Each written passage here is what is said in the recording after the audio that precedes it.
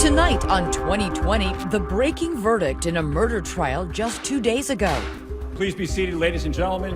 A single mom, a hometown heartbreaker, her 12-year-old son, and the college soccer coach, Nick Hillary, who dated her, and some say would do anything to keep her, even commit murder.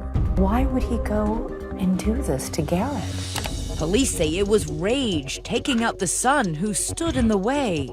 They're breaking up because of Garrett. He says it was race, targeted as one of the few black men in town, dating a white woman, interrogated, forced to strip. The tape you'll only see on 2020. I have crossed the line of being a black man. You think it's all about race? It is. We are inside the crime scene. The killers leap from a second-floor window 18 feet down. Nobody in any of those three houses saw a man jump out a window? Police springing into action. You were already prime suspect, number one. 100% innocent. But what he can't remember. Cannot recall. I said I cannot recall. I just cannot recall. And what the prosecution won't let anyone forget. This surveillance tape, Garrett on a skateboard, Nick's car pulling out right after. Guy was hunting the kid. Or is this the tape that says it all? He's not the type of person that would kill a child. And he did it so arrogantly and stupidly that he can now finally be brought to justice.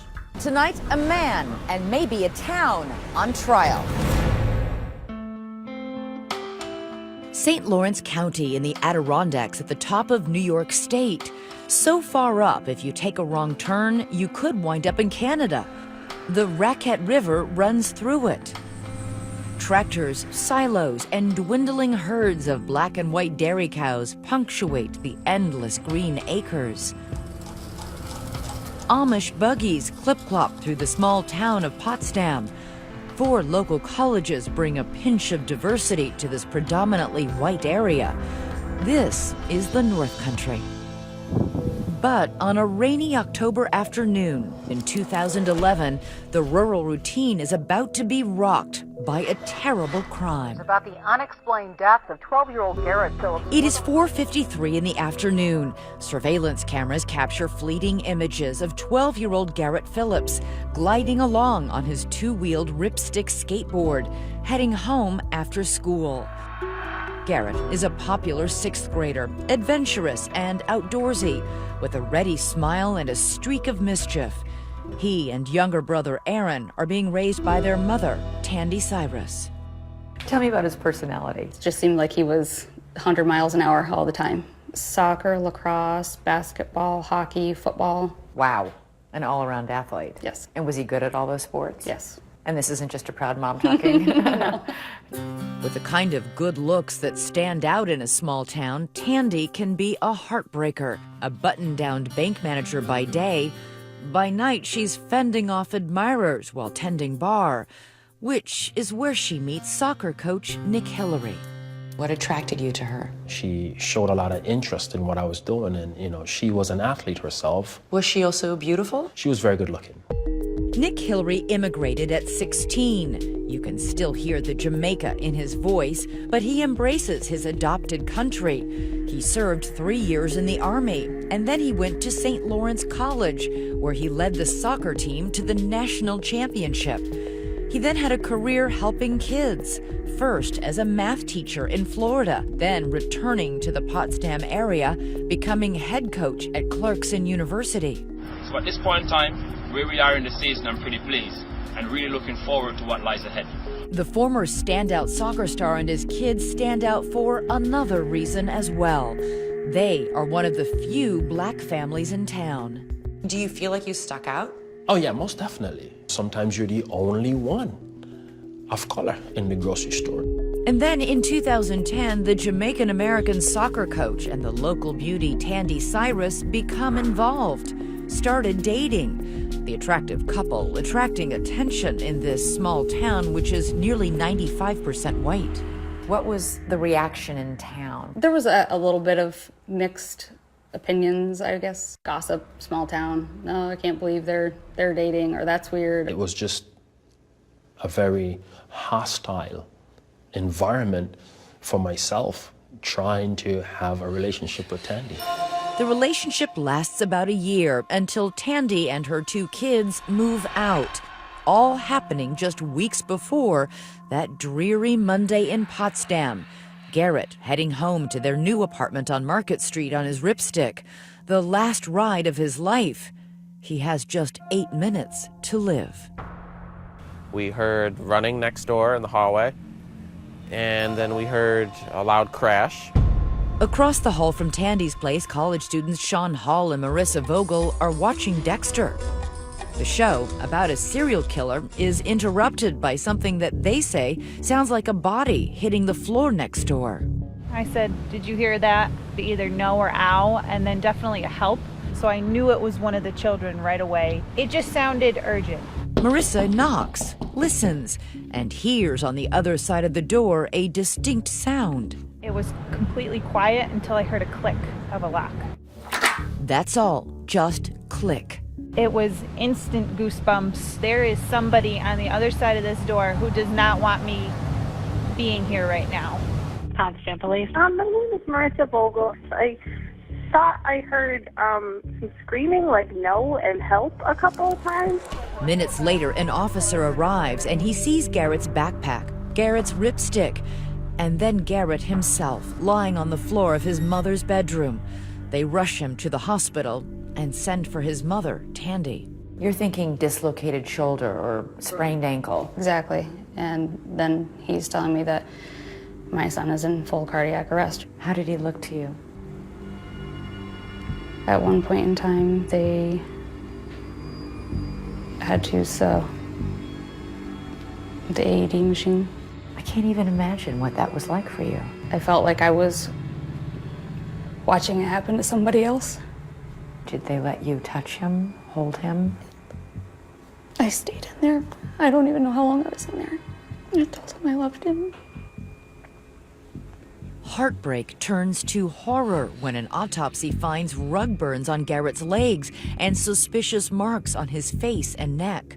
The cause of death, suffocation and strangulation. 12-year-old Garrett Phillips had been murdered. I can't even fathom at what point the shock begins to wear off and the questions begin. The next day, I had gone down to the police station, and that was when I had found out it wasn't an accident and that somebody had been in my apartment. Potsdam police told the public they would work the case as best they could. The killer was in her apartment, but how did he get out? Lead investigator Mark Murray takes me inside the crime scene.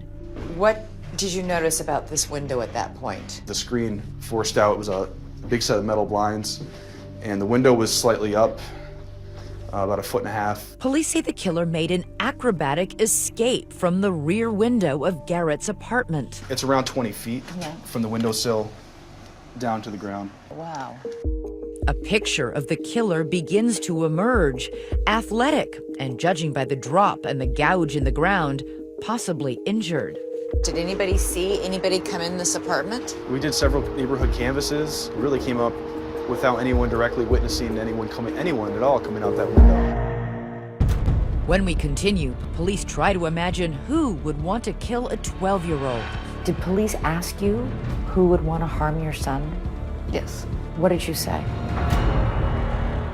And what Tandy says next will divide this tiny town, and just this week, pushed it right into the national headlines about police and race. A flashpoint in America in so many cities right now. And so as you see both sides of this case develop, let us know what you think as you watch at home tonight. Join us live on Facebook and on Twitter.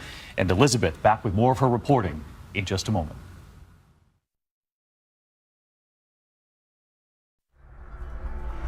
Potsdam police are now calling the death of 12-year-old Garrett Phillips a homicide. The killer of a 12-year-old Potsdam boy continues to walk free. Police say they have no suspects. By the time 12-year-old Garrett Phillips is buried in the family plot, his ripstick skateboard by his side, the people of Potsdam, New York are up in arms. They are demanding a suspect, an arrest, justice for Garrett. Very quickly, too quickly, some will later say, police zero in on a suspect.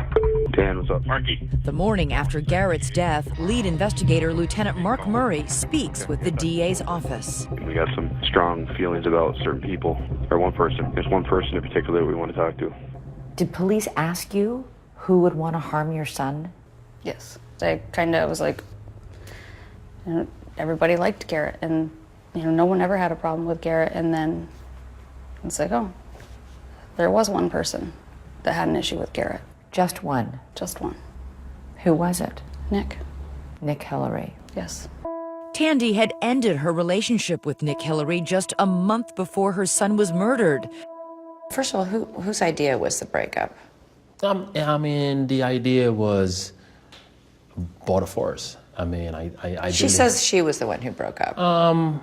I think it was the two of us. We made a decision. He made a lot of attempts to get me to change my mind. Tandy says she broke up with Nick because of friction over how to parent her two sons. A lot of Nick's rules started getting enforced, as far as there was no TV during the week for the kids. At all? No, none. How did that rule go over? Not very well. Did you ever see Nick lose his temper with your children?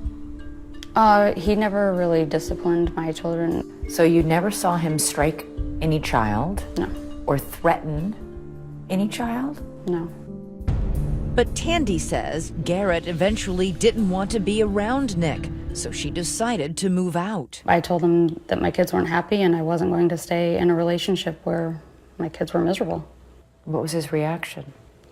He thought that I was letting them make my decisions for me. There are people who say now that the reason you and Tandy broke up was because Garrett wanted you out of the house. Not true. You're saying there wasn't tension between you and Garrett? No. That you didn't argue? No, we didn't. No, we didn't. But look at some of the text messages Tandy sent Nick. I've been waiting for almost a year for the feeling and situation between you and my kids to get better, and it's not. This is not easy for me either, but I have to put my kids first. Yes, it is about the boys. He blamed my son for our relationship ending. For losing you. And he didn't want to lose you. No. Tandy's suspicion of her ex-boyfriend is shared by the police. Good kick, Eduardo. The night after the murder, Lieutenant Murray hides in a crowd of soccer fans, secretly shooting this video of Nick. Were you aware that police officers were at the game videotaping you? Absolutely no clue. You know that if they were videotaping you 24 hours later, you were already prime suspect, number one. Yes. The next morning, it's the police again. They told me, hey, you have to come downtown. Did you ask why? They says, well, we would like for you to assist us with the Garrett's case. And I says, okay, no problem. Nick says he voluntarily goes to the police station. How long had you gone out with Tandy?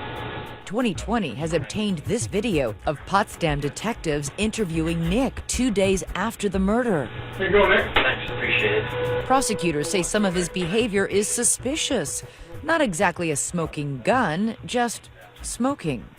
Hillary's a chain smoker, and they gave him opportunity to smoke 3 different cigarettes. You smoked some cigarettes while you were in the police station. Yes, I What did did. you do with the butts of those cigarettes? Some of the butts put down the sink.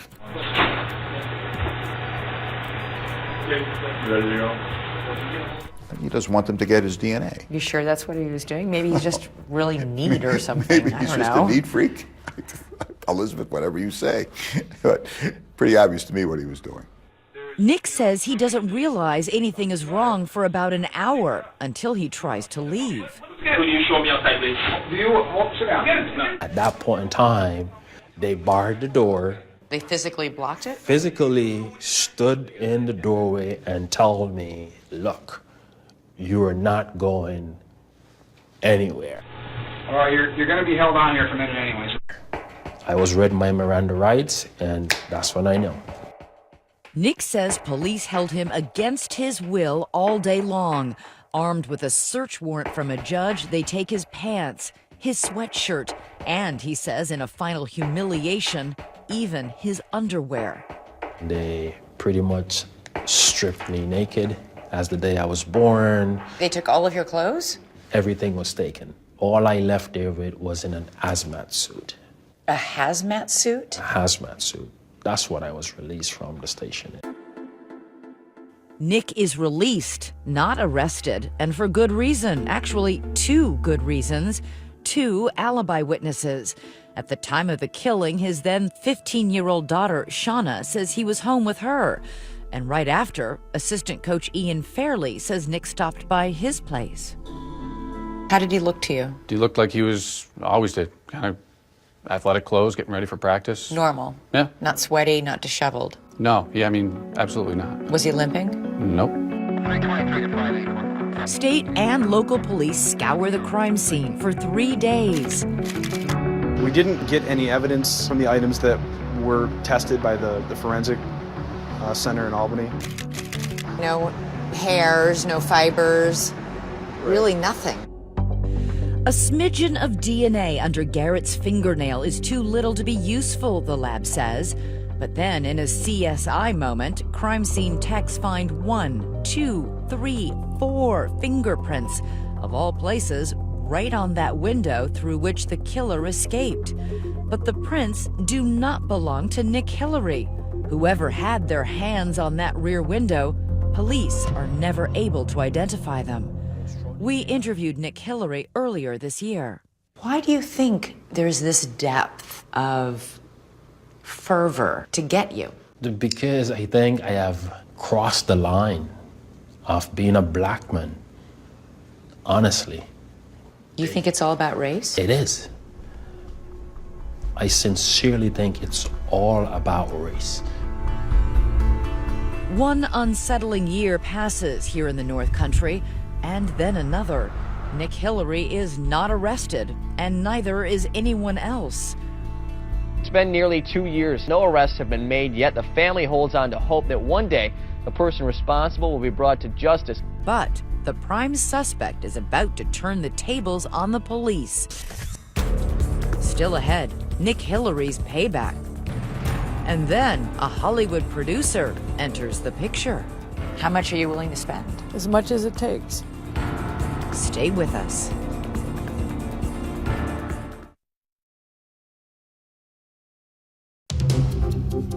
The signs are everywhere in Potsdam, New York. Justice for Garrett. T-shirts, too. The 12-year-old killed in his own home. A village angry that his murder is, so far, unsolved. But it's not for a lack of trying. Within days of the crime, police gathered video from many of the security cameras in this small town. Discovering one at the school captured some of the last moments of Garrett's short life. Mark Murray with the Potsdam Police Department shows me where the boy rode his ripstick skateboard that day. Where does Garrett come from? He comes from the path right back here behind us. That's leading to the school buildings over there? Correct, from the middle school side of the campus. So the middle school's up there, straight ahead. Yes. And Garrett comes on his ripstick down this path. But look closely, because there's something else caught on these cameras. This baby blue Honda. As Garrett rolls toward the parking lot exit, watch. 10 seconds later, see the backup lights? And as soon as Garrett passes, he pulls out and does a K-turn. That Honda backs out and heads for the exit. Are we talking immediately? Like immediately as soon as Garrett passes on that sidewalk on his skateboard or ripstick? Yes. What does that tell you? He knew that that was Garrett. Is that driver Garrett's killer, stalking the little boy just minutes away from his death? The police think so, but the surveillance video is grainy and they can't make out the license plate or the identity of the driver. They're stymied until they get a break from an unlikely source. Nick Hillary himself. Hillary decides to sue the Potsdam police over what they did to him at the police station 2 days after the murder. That strip search, that humiliation. Why did you do that? How could I have experienced such treatment and to know what they have done to me is totally against the law? The lawsuit alleges false arrest, false imprisonment, unreasonable search and seizure, defamation, and emotional distress. Nick's lawyers in the case are old friends, a former college soccer teammate, Manai Tafari, and his wife, Lisa Marcochia. Both are attorneys in New York City. There was no probable cause to hold Mr. Hillary, and there was no arrest warrant. What they did to Nick that day was really horrendous. They had him leave the station in a hazmat suit. How embarrassing is that? It may have been satisfying for Nick to get payback against the police who humiliated him 2 years earlier, but he's about to find out that sword Lady Justice holds cuts both ways. You know if Garrett liked you? He never said he disliked me. The lawsuit also requires Nick himself to submit to questioning under oath in a deposition, all while still a prime suspect in the murder of a little boy. His attorneys say that deposition proves Nick has nothing to hide, and he willingly answers questions for hours. Why were you going to Potsdam High School that day? Objection. Relevance. To watch a soccer game. And was the game in progress when you arrived? Yes, it was. But detectives believe Nick makes important admissions. For one, he reveals the day Garrett was killed, he was the driver of that blue Honda in the parking lot. What vehicle were you driving, sir? Objection. Relevance. I was driving my vehicle. What vehicle was that? A Honda. Light blue? That is correct. Finally, the driver of that baby blue Honda is identified, and it is Nick Hillary. His own deposition could work against him. We both fully believe that the civil suit actually ended up really protecting Nick because How? Nick had to disclose this information, but so did they. The civil suit goes to showing that he's an innocent man. You know, no guilty person would have done something like that. But while Nick proceeds with his civil suit, he now has a new problem. There's a new district attorney in town, Mary Rain, who won the election promising justice for Garrett Phillips. There she is, campaigning with Garrett's mom, Tandy, by her side. Garrett's murderer should be behind bars at this point, but he's not. Why was that important to have Tandy standing there beside you? I think it's important so that the community doesn't forget this crime. This was a notorious murder of a child. This didn't seem to have any danger of fading into the woodwork anytime soon. I can almost guarantee you that if I had not been elected, it would have just gone away. I knew exactly what it meant. Which was? Which was, you elect me, and I will go after who I think the individual is. Nick Hillary. Nick Hillary. St. Lawrence County DA Mary Rain. In Potsdam, election promises are kept. On the first day in office? That file, I picked it up. There was dust on it. I blew off the dust. The file was about this thick. It is now about 20 boxes. Indicted and arrested, a suspect in that murder of a little boy in Potsdam 2.5 years ago. The man long mentioned in connection with the murder is in jail tonight. And 4 months after giving his civil deposition, Nick Hillary is indicted for the murder of Garrett Phillips and arrested. 100% innocent. Was there any part of you that said, okay, it's a murder trial, but at least I finally get to get up in front of the world, this town, and tell my side? No, there was no part of me that was saying that. Because I was pissed. Nick does get one lucky break. Instead of sitting in jail awaiting trial, he gets bailed out by an unexpected benefactor, Sarah Johnson, a wealthy film producer. The Oscar goes to Birdman. She's best known for financing the Oscar-winning film Birdman. She also graduated from the same college as Nick. How much are you willing to spend? As much as it takes. Nick Hillary's lucky to have you as a friend. He's a good person.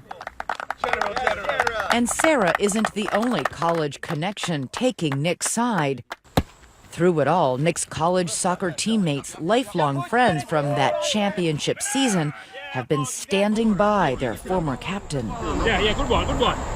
We believe that he is 100% innocent. We've stood together and we'll continue to stand together. Our unwavering support will be there for Nick, always. Did you kill Garrett? No, I did not. Did you hurt him in any way? I have absolutely nothing to do with what has happened to Garrett. Nick's declarations of innocence do not dissuade the prosecutors. They are coming for him. So here's our most important witnesses, a bunch of cameras. Still ahead, rare access beyond the courtroom and behind closed doors with the prosecution as they build a case they hope will send Nick Hillary to prison. I can't picture 12 people from this county looking at that deposition and not saying, we're not 100% sure he's a killer just yet, but he is a bald-faced liar. Stay with us. Before the case against Nick Hillary ever gets to a courtroom, there is lawyering to be done in a conference room. Potsdam High School. You got Cottage Street. 2020 gains rare access as St. Lawrence County prosecutor Mary Rain maps out her case against Nick Hillary. This is where Garrett was, and this is where the defendant was, in a parking lot right in this area. Drawing up battle plans, consulting boxes of evidence, poring over crime scene photos. This is Tandy's bedroom. This is where Garrett retreated to. This is the window where the defendant climbed out. Probably jumped right onto this area. That tile was broken. Rain is a rookie prosecutor, but she has a secret weapon. That prosecutor we've been hearing from, veteran district attorney Bill Fitzpatrick. Why did you turn to Bill Fitzpatrick? Bill Fitzpatrick has over 75 homicides under his belt. I have one. So when you're looking at that, if you're a college team and you ask LeBron James to come play for you, you will let him play. This is a circumstantial case. Basically, we will prove that Hillary did it, and we'll also prove who the hell else could have done it. Fitzpatrick has a fearsome reputation for winning. He says the devil is in the details. And as usual, it's little things that convict people. Where were you? Which way did you turn? I turned left. I turned right. I can't remember. With no direct evidence connecting Nick Hillary to the murder of Garrett Phillips, they are left to build a case out of circumstances, working on the theory that there are no innocent coincidences in crime. Their star witness, cameras, and 2 videos. One is that deposition Nick gave when he sued the Potsdam police. These prosecutors are eager to turn Nick's own words against him. The deposition was the gift that keeps on giving. I can't picture 12 people from this county looking at that deposition and not saying, okay, we're not 100% sure he's a killer just yet, but he is a bald-faced liar. Security cameras show Nick Hillary arriving in the Potsdam High School parking lot in his Honda at 4:47 p.m. He says he's there to scout a soccer game. So you're looking for players to recruit? I was looking for players to recruit. And then he parks where? Drives up and parks approximately right here, double parked. Lead investigator Mark Murray shows me the parking lot. Where was the soccer game taking place? It was taking place on the turf field to our left. So over there? Correct. He can't see the game from here. That's exactly our point. Why would you park where you couldn't see the game and move to a spot where you can't? It's even worse. From behind a school bus than to behind a 40-foot pine tree. Police say, oddly, Nick stays in the car the entire time, but he has an explanation. Did you get out of your car once you parked? No, I didn't. Why not? Because it was raining. I was waiting for the rain to break. I think it was probably about halftime in the game at the time, and I was, waiting, and just didn't break. And I decided, okay, I will just have to continue with my day. He leaves after 6 minutes in the parking lot. He says he went home. Prosecutors say he went to Garrett's apartment and killed him. You don't believe that it was a coincidence that Nick Hillary was in that parking lot, that school parking lot? I don't believe in the tooth fairy. I don't believe in, Mother Goose, and I don't believe that Nick Hillary was in that parking lot by coincidence. He was hunting Garrett. Did you go to that apartment that day? No, I did not. You didn't follow that boy home and go to that apartment? No, I did not. You didn't jump out a window and injure your ankle trying to escape? No, I did not. I absolutely have nothing to do with the death of Garrett Phillips. Nick is already paying a price for the stigma of suspicion in this small town. He is unemployed after losing his coaching job at college, spending his days with his young twins, awaiting his day in court. Still ahead, the murder trial begins, but we have police video not admissible in court. Why detectives are so eager to get a look at Nick Hillary's leg. Could you pull up your right hand leg for me, like this? That would speak volumes for me. No, I won't. See what happens next.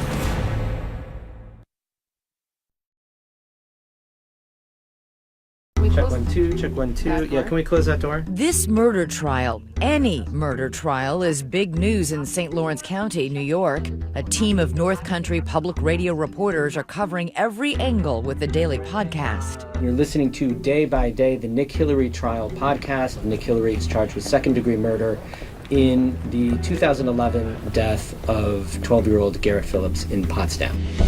Most of the jurors for the murder trial have been selected when suddenly Nick Hillary waives his right to a jury trial, putting his fate solely in the hands of Judge Felix Katina. We had 10 jurors, 8 women, 2 men, and they were all white.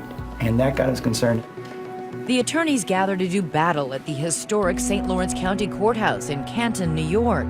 Nick's team, paid for by his wealthy benefactor Sarah Johnson, includes high-powered New York civil rights defense attorneys Norman Siegel and Earl Ward versus prosecutors Mary Rain and William Fitzpatrick. The many names that have been labeled on this defendant are the innocent man, the wrongfully accused. I want you to label him for exactly what he is, the murderer of a helpless 12-year-old boy. Nick Hillary did not kill Garrett Phillips. Opening arguments seem to describe two different cases. There is no fingerprint evidence, no hair or fiber evidence connecting Nick Hillary to this crime. But there is the question of Nick's ankle. Remember, the murderer, whoever it was, jumped out the second-story rear window. Police discover Nick's right ankle is scraped and swollen. How did you hurt it? I have acquired new furniture, and in the process of moving it around, I hurt my ankle. You never said you didn't have a sprained ankle or a hurt ankle of any kind? No, I didn't. You never denied that injury? No. But when police interview Nick 2 days after Garrett was killed, listen to what he says. Yeah, could you pull up your right hand leg for me, like this? Show me your leg like that. That would speak volumes for me, and then I'd be all set. I'd be done because of you. No, I won't. Why not? You have an injury to your right leg? No, I don't. That video interview wasn't allowed into evidence in the trial because Nick had already asked for a lawyer. Although he does not take the stand at his trial, the video of Nick testifying in his civil case is played in court. After your daughter arrived home at approximately 4:30, did you leave your apartment? Yes. And where did you go? To the high school. A critical issue in the trial, how very near Nick was to that little boy in the minutes right before and right after the murder. There's Nick, parked, and there goes Garrett scooting behind on his skateboard. Did you see Garrett skateboard by? No, I didn't. Because obviously surveillance tape shows that he did to go home. Exactly. And that's a pretty extraordinary coincidence. Very much so. Obviously, given what happened. Yes. In his deposition, Nick says after sitting in his car at the high school parking lot, he goes home. I went home. But if Nick was going to go home from the high school, the most direct route is to turn right. But that's not what Nick does. The security camera video shows Nick turns left out of the parking lot. Where were you going? I mean, I could make either a left or a right instead of going home. Well, Mr. Hillary, you told me under oath you didn't stop anywhere on your way going home, correct? That is correct. And your home would be in the opposite direction of where you turned, correct? Objection, again. Like I said before, I cannot recall turning left or right. Prosecutors say he's not going home. He's going to that Market Street apartment to murder Garrett. But defense attorney Earl Ward has an innocent explanation for the wrong turn.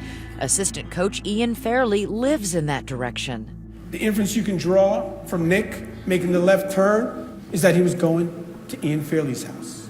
Still, in our interview before the trial, Nick gave a different explanation. When I made a left, my intentions were to get to the office, and I quickly realized I need to make provisions for my daughter at home. Prosecutors say Nick and his daughter are orchestrating his alibi, that he was home with her at 5 o'clock and not at Garrett's apartment. And what time did you get home? Around 5. We spoke for a little bit, talked about dinner arrangements. What was she going to do for dinner? Some kind of macaroni with some kind of tuna casserole. But if they had that conversation about dinner at 5 o'clock, prosecutors ask why Nick's daughter sent him this text an hour and a half later. asking what's for dinner. Prosecutors also point out his second alibi, that he was at Ian Fairley's house after stopping first at his own home, still puts Nick about 300 yards from the crime scene, within minutes of the murder. Nick's defense attorneys fight back, putting on a witness, a child psychologist Garrett was seeing, who suggested the conflict between the rambunctious 12-year-old and the defendant was exaggerated. He testified that Garrett never complained, at least to him, about Nick. Pointing out investigation inconsistencies, like the fact that the first policeman on the scene says he heard noises coming from inside Garrett's apartment after Ian Fairley says Nick Hillary was already at his house. Nick cannot be the perpetrator, because when the perpetrator is still inside the apartment, Nick is at Ian Fairley's house. With not a hair, a fiber, or a fingerprint tying Nick Hillary to the death of Garrett Phillips. Lack of evidence is reasonable doubt, and this case is riddled and replete and rife with lack of evidence. Defense attorney Earl Ward repeats the phrase reasonable doubt 25 times. Proof beyond a reasonable doubt. Reasonable doubt, reasonable doubt. And he dismisses the motive. You killed the poor kid with the hope that the mother will come running back into your arms? It makes absolutely no sense. He asks the judge to acquit. He's not the type of person that would walk into a room, put his hands around a child's neck, and kill a child. Prosecutor William Fitzpatrick gets the last word, making an impassioned plea. Garrett Phillips wasn't killed by someone passing through town who hates little boys. He was killed by Nick Hillary. He wanted to be 12 years old, not be dictated to. And that cost him his life. All right. The verdict when we come back. Have you found yourself ever contemplating what if you're found guilty? Stay with us.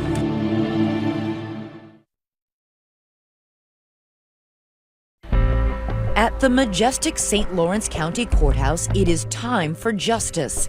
Nick Hillary, on trial for second-degree murder in the death of 12-year-old Garrett Phillips. If convicted, he could get a life sentence. Hillary waived his right to a jury trial, allowing one man, Judge Felix Katina, to decide his fate. We'll stand in recess to await the court's verdict. A decision has been made. Wednesday, just this week, media and families on both sides pack the large courtroom to capacity. The defendant, Oral Nicholas Hillary, is found not guilty. Shouts break out in the courtroom, one side offering praise and thanks, the other bitter disappointment. It's vindication for Nick Hillary. He weeps in celebration. But across the aisle, a different kind of tears. Garrett's family, mother Tandy, brother Aaron, devastated. Outside the courthouse, the media swirl around Nick. At a press conference, his lawyers turn the conversation from relief to race.